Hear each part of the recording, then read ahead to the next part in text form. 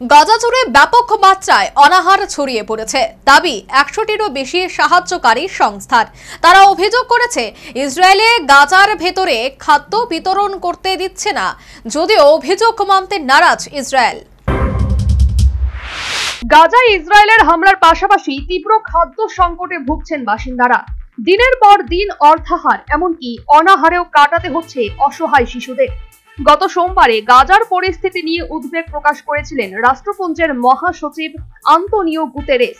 তিনি জানিয়েছিলেন, গাজার মানুষের জীবন শেষ হয়ে আসছে, মানুষকে বাঁচিয়ে রাখার যে শেষ লাইফলাইন সেটিও ভেঙে পড়ছে। মঙ্গলবার গাজার আল শিফা হাসপাতালের প্রধান জানিয়েছেন, গত 3 দিনে প্যালেস্তাইন এলাকায় অপুষ্টি এবং অনাহারের কারণে 21টি শিশুর মৃত্যু হয়েছে। আল শিফা, দের এল বালাহের আল আকসা শহীদ হাসপাতাল ও খান ইউনিসের নাসের হাসপাতালে ওই শিশুগুলির মৃত্যু হয়েছে। গাজার স্বাস্থ্য মন্ত্রকের হিসাব বলছে 21 মাসের বেশি সময় ধরে গাজায় সংঘাত চলছে। ওই সময়ে অপুষ্টিতে ভুগে মৃত্যু হয়েছে 101 জনের, এদের মধ্যে 80 জন শিশু। গত 24 ঘন্টায় মৃত্যু হয়েছে 33 জনের, তাদের মধ্যে 12 জন শিশু। আল শিফা হাসপাতালের পরিচালক মোহাম্মদ আবু সালমিয়া জানিয়েছেন, বর্তমানে গাজায় প্রায় 9 লক্ষ মানুষ ক্ষুধার জ্বালায় ভুগছেন, এদের মধ্যে প্রায় 70,000 শিশু।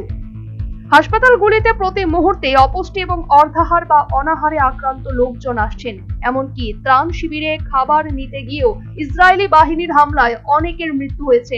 যদিও এই অভিযোগ মানতে নারাজ ইসরায়েল। তারা জানিয়েছে যে গাজায় সহায়তার পরিমাণ কমেছে, খাদ্য আছে কিন্তু সংস্থাগুলো তা মানুষকে পৌঁছে দিতে পারছে না। ইসরায়েলি ডিফেন্স ফোর্স বা আইডিএফ বিবিসিকে জানিয়েছে, ত্রাণ সহ 950টি ট্রাক এখন গাজায় আছে। সাহায্য সংস্থাগুলোর উচিত সেগুলো বিতরণ করা। Bureau report, news vanguard.